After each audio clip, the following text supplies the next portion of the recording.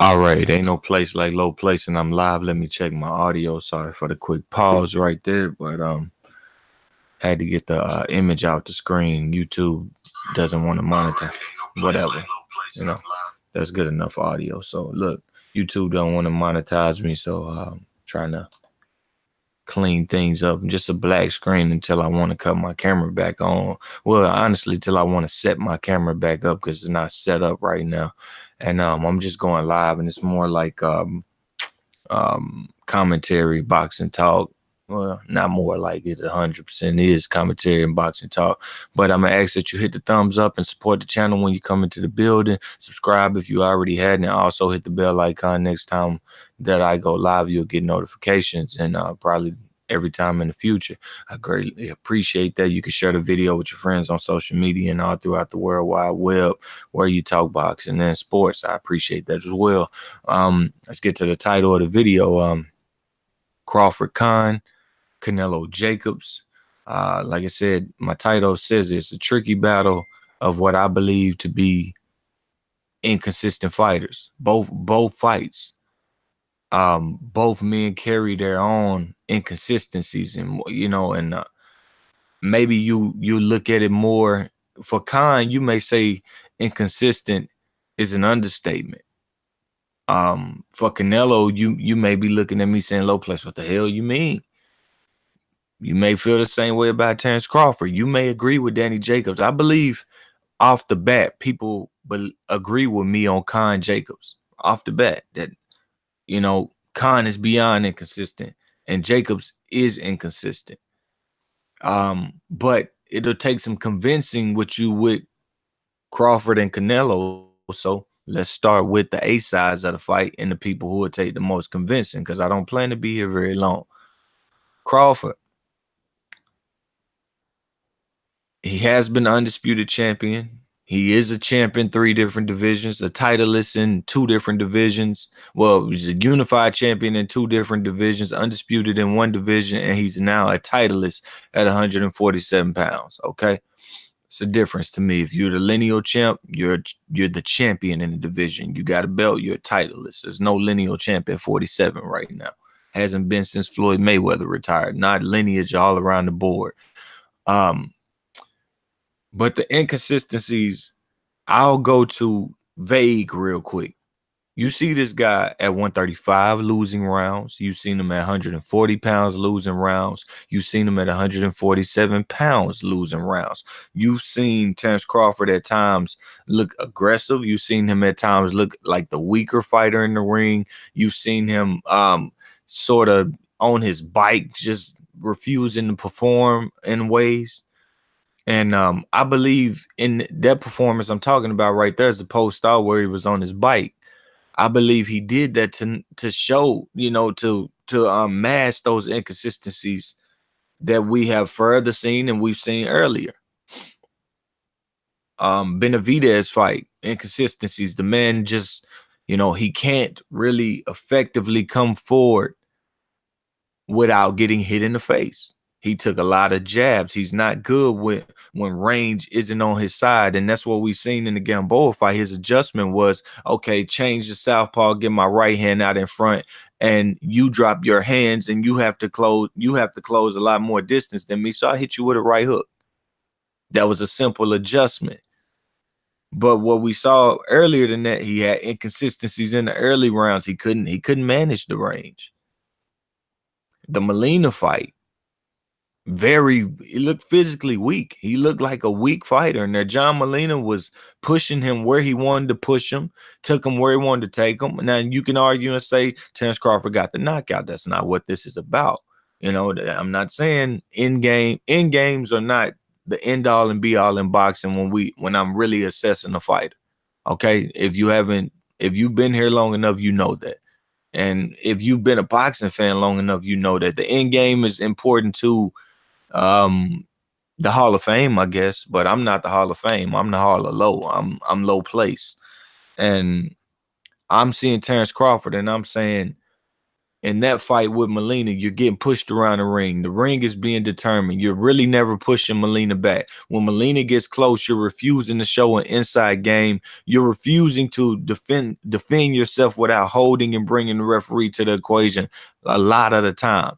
Molina is not a fast hand fighter. He is a power puncher. But you know, you think Terence Crawford had more to, he could deal with that better than just saying, okay, exploit your wide open mistakes and then hold you up and smother you. You think he said exploit the mistakes, turn you and get you out of here in 3 or 4 rounds instead of giving you confidence and staying around for, I believe Molina fought him for, it was 8 or 9 rounds. I ain't sure. But Molina had the confidence to keep on seeking him, keep on throwing these shots, and he landed some big shots in the fight. He hurt Terence in the fight.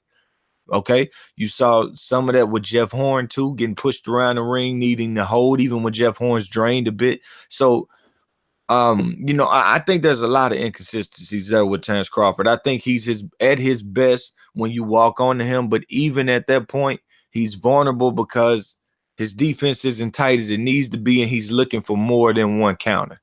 Okay, I can kind of transition into Canelo because maybe that's where Canelo's at his best too. When a guy like Golovkin, a guy that's, I don't want to call Golovkin one-dimensional, but I do want to say that Golovkin has to do everything right, technically, to survive as a fighter. He has to do everything. His hands aren't fast enough. His head movement ain't fast enough. His feet aren't fast enough to drop his hands or to keep his hands out of position and use movement at the waist, just things like that. He doesn't have those gifts to be able to do that. So for Canelo, maybe I'm wrong because maybe Canelo can only do it with this brand of fighter. You know, he's fought other fighters and he hasn't been able to be that slick guy throughout the fight. You know, Lara, Trout, Mayweather, but just gonna take. Maybe it's unfair to only take. Look. Crawford ain't did it versus nobody as good as Golovkin. So we'll start. We'll give Golovkin and we'll give Canelo a bit of a pass. But Canelo is at his best, I believe, maybe in 2 places. In the pocket. Personally, honestly, let me stop. He is at his best in the pocket. He just, in the Golovkin fight, refused the pocket and moved the pocket. He elected to rest on the ropes in the first fight, which was a dumb move because when he was in the pocket, he was beating the hell out of Golovkin. He needed to learn from Caleb Plant that you can rest on the inside and you can land effective shots on the inside with a shoulder. Just saying, like, Canelo could learn a little bit from Caleb Plant. Just put that out there. And it's true. And I think Caleb Plant will whoop his butt too, by the way, if he went up to 168 and fought a real challenger and not Chavez Jr. and what's the other guy's name? Rocky Fielding. Yeah, I think he'd get his butt whooped. But anyways, Canelo best in the pocket, but don't have the stamina for the pocket. Part of his inconsistency right there. Okay? Man can't breathe in the ring. Another part is an inconsistency. Something he shares with Terence Crawford. When he's coming forward, it's 1, 2, 3. That's the same combination over again for the most part. He's looking for the 1, 2, and the 3. And they have to stop right there. It's like their legs just hold them up. You know, they got to bounce back in position. They can't throw the 3 and then have head movement and be swooping, still coming with a, you know, finish it with a jab and some head movement. That is not what neither one of these guys do. Part of the inconsistencies with Canelo and Crawford. You could see this in Crawford Benavidez. Crawford would come forward with a guy who could barely break range, right? A guy in Benavidez he would sit in the center of the ring. He wouldn't chase Crawford. He'd sit in the center of the ring. And if Crawford came forward, he came forward with a 1, 2, and a 3 every time. Every time. If Benavidez ever broke that range, Crawford had to pull those punches, balance himself back. He couldn't transition into, okay, I threw that punch. I'm still here. This guy doesn't want to go back. He can't go back. Well, let me keep my muffs up. Let me move my head. Let me stay in here and let me go Sean Porter-esque, like Josh Taylor-esque on this guy real quick. Let me keep the pocket where the pocket's at, even though he may not want it to be there. Let me stay on him. Canelo did the same thing with Gennady Golovkin, and Canelo might have an excuse. I think they had to drain his knee or something. And, you know, he ain't never had the best legs in the world at 154. His legs looked phenomenal at 168, but who was he fighting? You know what I mean? They look better at 162, but still there's an issue for me with Canelo with his legs. All right. You know, sit in the pocket with him. Phenomenal fighter, but how long can he do it? 3 rounds? Because he's going to throw huge shot. Canelo's a combination puncher. That's what he is. He's a pot shotting combination kind of puncher. I know that don't really go together, but he's looking for that counter. He's a countering combination puncher. He's a more technical version of Juan Manuel Marquez. He's that kind of mode. He's like a Floyd Mayweather Marquez. The man looking to catch your shot. Where Marquez may just be looking to time you and dart into his counters. He sees 1 inch and he darts in his counter. That's phenomenal too. But you got a Mayweather who can do that and also say, okay, I'm gonna roll a shot, then come with my own. Canelo is, he's a bit of both. He's a bit of both of those things, but no matter which one he is at the moment, it's going to come at you in combination. I see him throwing plenty of 2-3, let's say 2-3-6 combinations, 2-3-2 combinations with Danny Jacobs. When Danny Jacobs, I guess this is part of Danny Jacobs' inconsistent thing. When Danny Jacobs throws his left hooks and his right hooks, but his left hooks is what's going to bring this combination now, because the left hook is going to hit Canelo's right arm, and Canelo is going to take advantage of Jacobs really not bringing that hand back. Okay, that's an inconsistency of him. He likes to sit in the pocket, let it go, and he likes to depend on his power and speed, and people having to catch his power and speed. And you're more focused on catching it than countering it. Now, the question for Canelo is, you really haven't fought a fast, strong fighter. Okay, you fought fast fighters and Floyd, Lara, Trout. Nobody's going to confuse them and say they're stronger than you. Danny Jacobs, he has every advantage in his fight, but due to him being an inconsistent fighter, I don't know if I want to roll with him either. This is what makes these fights good. Now, you may say it don't even belong in the same sentence, these bouts, because Khan ain't even a top 10 guy or whatever. I can't disagree with you. I was just going with bouts that was coming up. And, I was watching Jacobs media day. I think it was a media day, but I was watching him on the bag. By the way, if you're out there and you're in the comment section, hit the thumbs up if you already hadn't. I don't know how many people watching. I don't know who's in the comment section right now. I'm not looking at that. But if you're out there, please hit that thumbs up button. Support the channel. I greatly appreciate it. Share the video now if you like. Get more people watching. I greatly appreciate it. But yes, if you have not, please hit that thumbs up button. Subscribe now if you like the boxing talk. I'm just trying to give tactical talk right now, and sometimes we do other things on the channel, but back to it. Danny Jacobs was throwing the left hook and he would bring it back to his neck, his chest. You know what I mean? I'm like, Canelo is going to, oh man, catch that left hook on that right hand. He's going to fire a 2, which would be a straight right hand, or he's going to fire the 6, which would be the right uppercut. And like I just said a minute ago, he is a counter combination puncher. So I'm seeing 2-3-2, which will be right hand, straight right hand, left hook, straight right hand. Or I'm seeing, and that could be body or head, you know what I mean? Body or head, doesn't matter. Okay. Now with another combination, what did I say? 2-3-2, straight right hand, left hook, right hand. Then I could see the 2-3-6 would be straight right hand, left hook, right uppercut. I believe he at least go with 3-punch combinations here. That's just who he is, especially early. Canelo can front run like a mother. He can do it like a mother. You could say, oh, he's inexperienced, he's experienced all you want, but truth is, he's still a young cat, man. He's still a young, naive cat in this boxing shit. Like, and he's fighting older guys, and Danny Jacobs, who he's seen down, Golovkin, who he know 36, and he come out first 4 rounds and he'll throw 6-punch combinations. And I don't know if he can keep that up. Another part of his inconsistencies, but back to the combinations he would throw when Danny Jacobs, who loves to do body work, and we'll get to that with Danny Jacobs. When Danny throw that left hook, Canelo gonna catch it, right hand, left hook, right hand, or he's gonna catch it, right hand, left uppercut, right uppercut, or straight right, basically like that. Okay, I'll go through the sequences of what he can do. Right hand, left hook, right hand. Okay. right hand, left uppercut, right hand. Okay, simple. He could go right hand, left hook, right uppercut, right hand, left uppercut, right uppercut. That's what he could do. All right, he could any that I just think it starts and ends on the right side. Okay, now you can kind of reverse that and you could start the combination with the uppercut. The left hook hits, okay, it hits, right uppercut, left hook, right uppercut. Okay, the left hook hits, right uppercut, left uppercut, right uppercut. He can do it. He's phenomenal with it. He likes to do it. All right, he's accurate with it. He practiced it.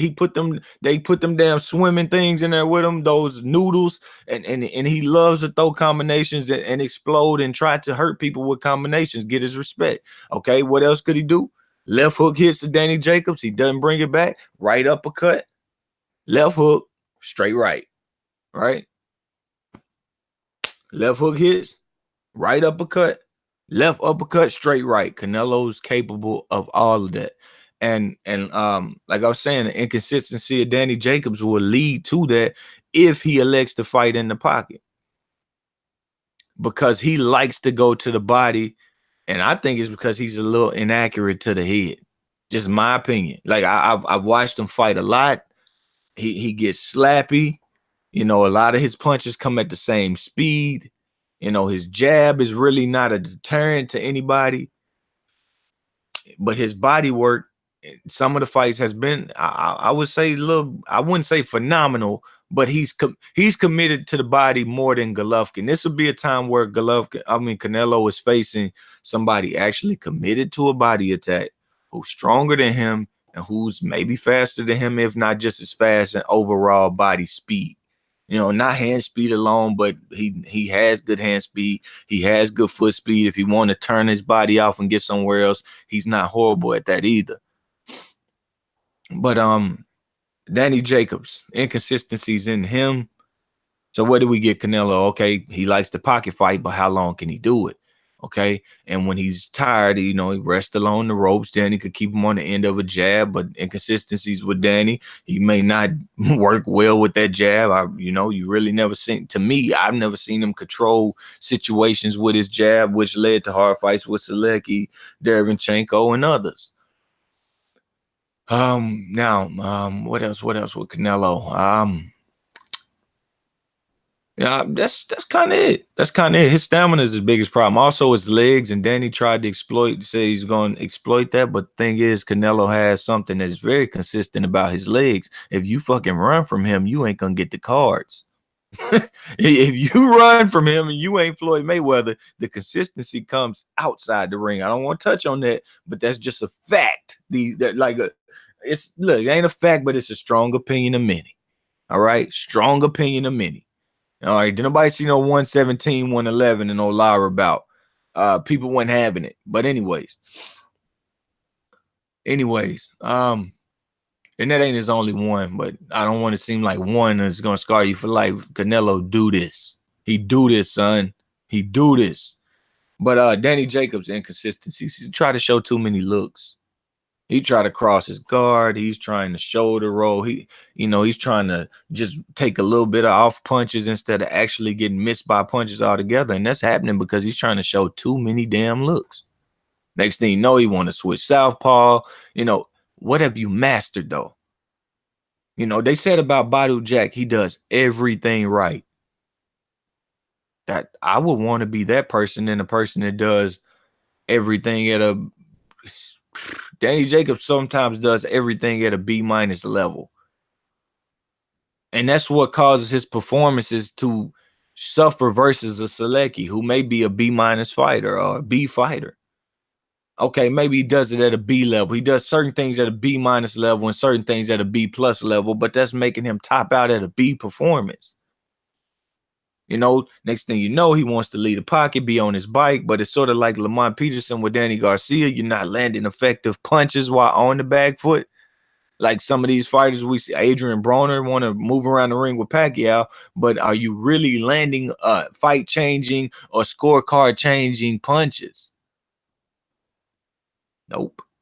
That's why I say when Danny Jacobs lost to Golovkin, I thought he actually lost. You didn't do nothing on the back foot, but you was wasting time there, and Golovkin was hitting you with stiff jabs, like the effective aggressor, and landing shots you weren't landing. So that to me, it's simple with Danny Jacobs. It's simple. You get slapped, inconsistent with his punches, his technique and his punches. He's a good puncher.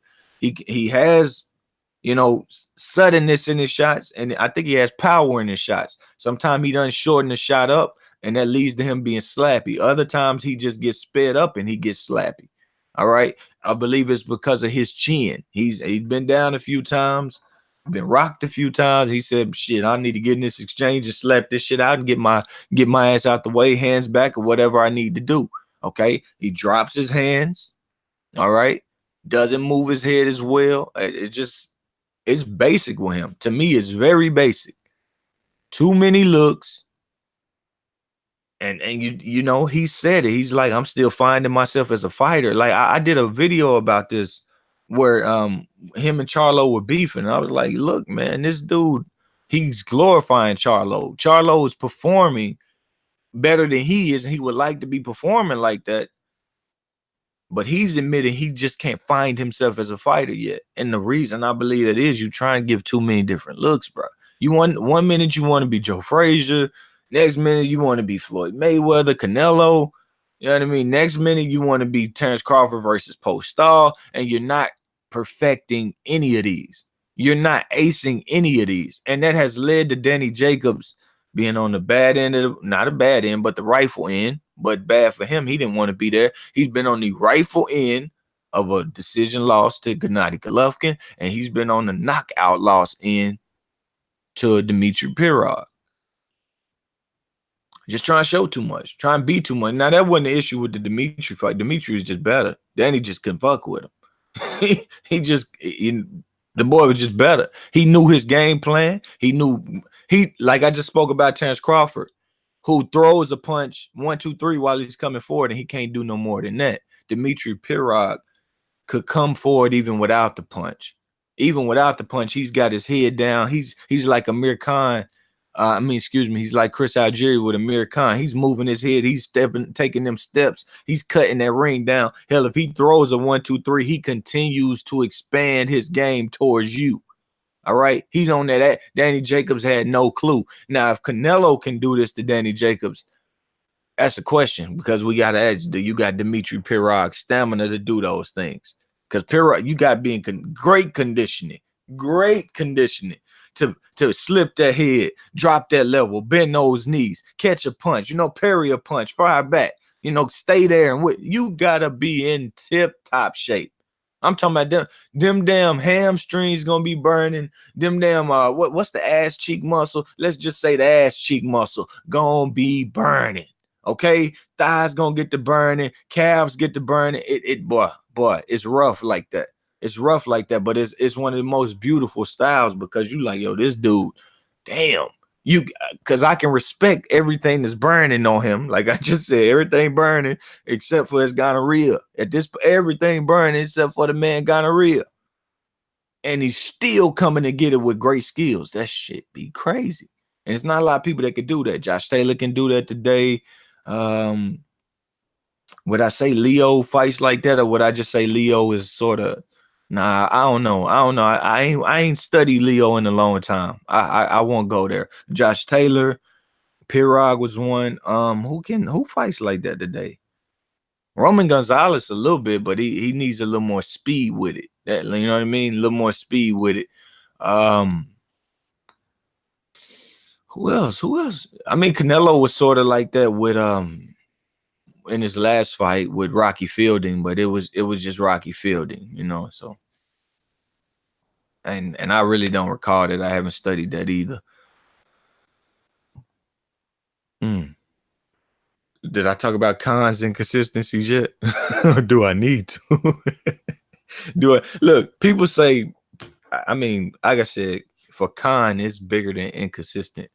It's bigger than inconsistent with Amir Khan. That's an understatement that he's inconsistent.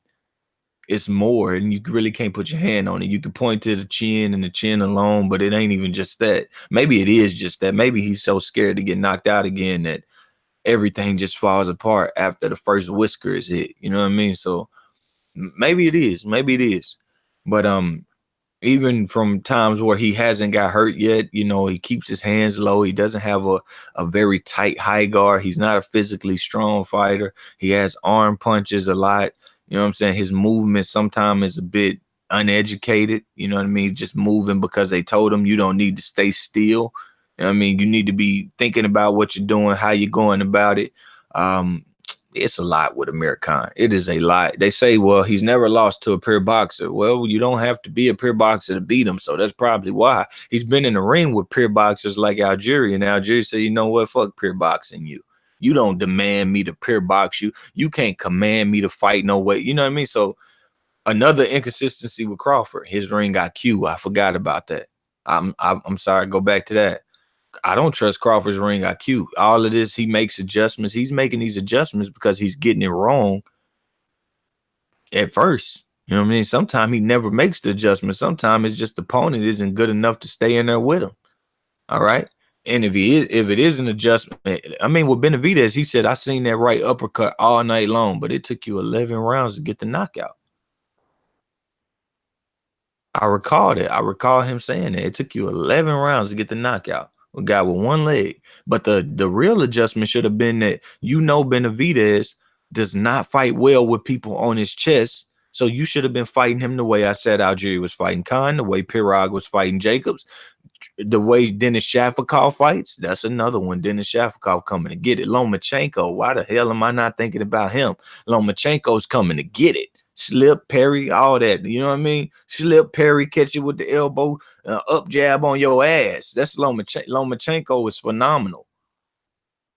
Shafikov's phenomenal. Just too damn small to be fighting some of the guys he be fighting. But the boy still be up in there. Now he probably passed it right now, but I can respect what he was. I mean, I still go back watch his fight. So, you know, that's just me. You know, don't have to beat me.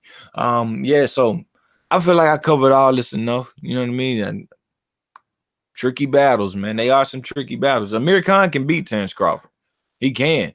He can knock him. If Terence Crawford chooses to sit on the end of punches and play that game of trying to roll punches and come back, if Amir Khan has the hand speed he once had, the reflexes, which I don't believe, that's another thing about him that's falling off. He's not even that guy anymore. I think that's gone. Ain't no amount of work gonna bring that back for a night. I think that's gone. But just my opinion. We had to see on night of the fight. That's why it's still tricky. But if he's trying to sit on the end of Amir right hand and then roll it and come back, what if Amir Khan right hand, straight jab right after that? You know what I'm saying? That screw punch, that Pacquiao punch. We're saying, okay, you turn this shit if you want. You gonna turn right into a library book of left hands, motherfucker. Soon as you turn into it, meet you right around the corner. If Khan can hit him with those kind of shots, he's going to wobble him because Terence is going to be off balance with all this turning, all this swinging, and he's not physically strong. So if Khan has that power, Terence going to wobble. He's going to wobble. If he gets respect off of that, that's the big thing.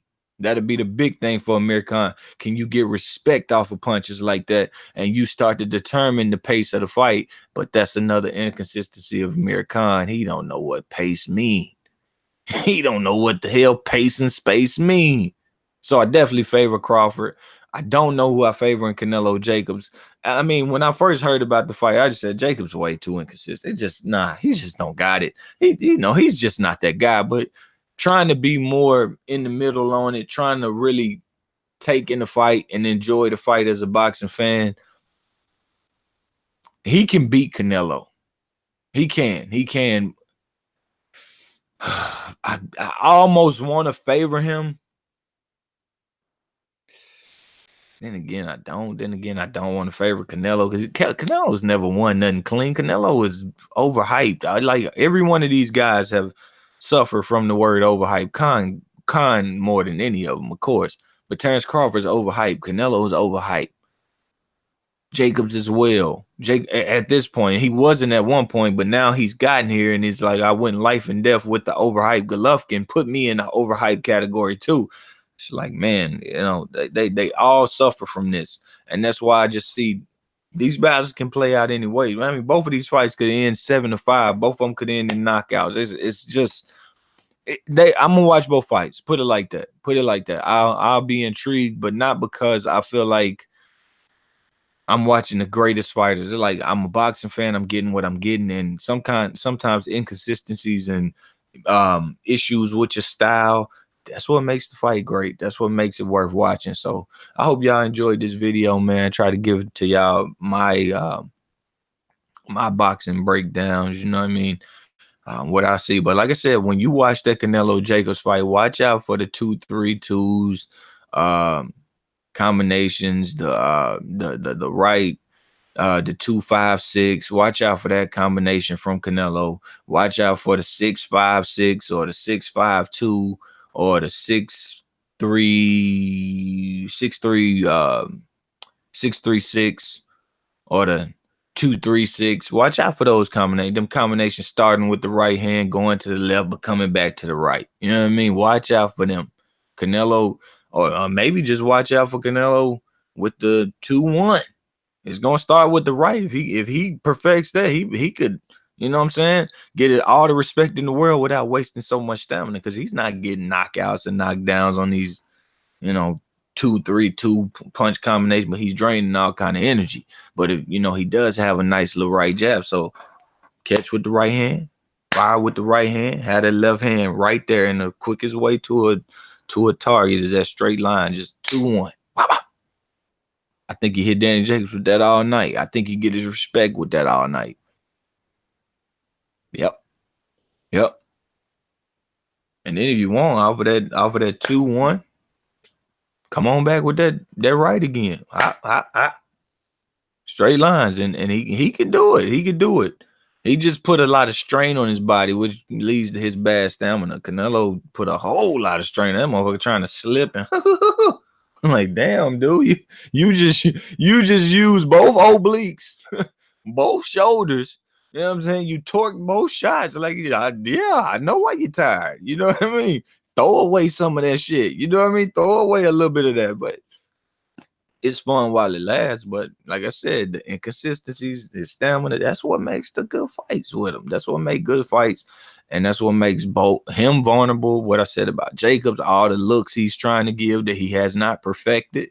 That's what makes him vulnerable. He touched on that in the interview the other day. He was like, some of my fights, I've been coming forward and strong guy. I'm going to get on the back foot. And it's like, where's that back foot performance that got you the big win in either, Danny? That's what I'm asking. Then, so yeah, you got Crawford-Khan, and I talk Crawford enough for y'all to know that I know what's going on with Terrence, and I know what I don't like and what I wouldn't be teaching into a fighter. I think Terrence can get a lot better if I just, hell, I could work with Terrence and make the dude better. I'm not being cocky. I'm literally telling you, I've watched so much boxing. I see so many guys better than him on the front foot, but you can't tell me he's not athletic enough to be able to do these things when these guys aren't as good as athletes as him. You know what I mean? You could possibly say, well, he doesn't have the mentality to fight that way. Well, shit, get good at it. You had the mentality to do anything you want to do. When I played basketball nearly all my life, I hated the dribble. I went to college. I said, shit, I want to get on the team. I'm finna go in here and work. I had the mentality to start dribbling with my left hand, working. I'll start working on my left hand crazy, and now it's just as good as my right hand. I've been ambidextrous in different things, but not basketball. I never was a ball handler. So, you know what I mean? So there you go. Then I became a left-handed minded fighter, equal-handed minded fighter. So that's what I like to see from Terrence. Get your ass down there sometime. Change that level. Slip that head. You know what I mean? Keep them feet coming. Apply that pressure. Step in with that hard jab. Move that head position. Have them hands up ready to catch anything. Tight elbows. Okay, bring everything else back tight while you slipping, still walking. He'd be a handful to deal with. I mean, that's what I believe. Now, I still think certain people will beat him, but I believe he'd be more entertaining to watch, and I believe y'all have more of an argument when y'all talk about him amongst the best in boxing instead of just saying, okay, what he does well is adjust to people who you really don't think are fighters that can control situations or come into a fight and be 90% mistakeless. Like, nah. So yeah, I hope y'all had fun with it. I had fun with it. That's a whole lot of boxing talk. That's the best kind of boxing talk. No gossip, just opinions and some facts. I mean, we can watch this and break it down, see facts on it. Everything I said, I could show you facts that is happening. And I can also probably show you times where they did it. But like I said, the word inconsistent means you do it, you don't do it, you do it, you don't do it. And more don't than do. So yeah, man, I hope y'all enjoyed it. Hit the thumbs up button if you haven't. Please subscribe to the channel now if you haven't. Also hit the bell icon to get notifications next time I go live or upload if you haven't already. I greatly appreciate it. Share the video all throughout your social media and your social media boxing and sports groups. You can share the video all throughout the World Wide Web where you talk boxing on forums. You can share the channel link as well. I greatly appreciate it. Comment in the present, comment in the future, and you know, try to get back to you. If you got any requests, you can hit my email. You know what I mean? I don't know if it's here right now, but if you got it, you can hit the email or you can just request it in the comment section. I'll get to it. Greatly appreciate the support. Till next time, ain't no place like low place, and I'm out.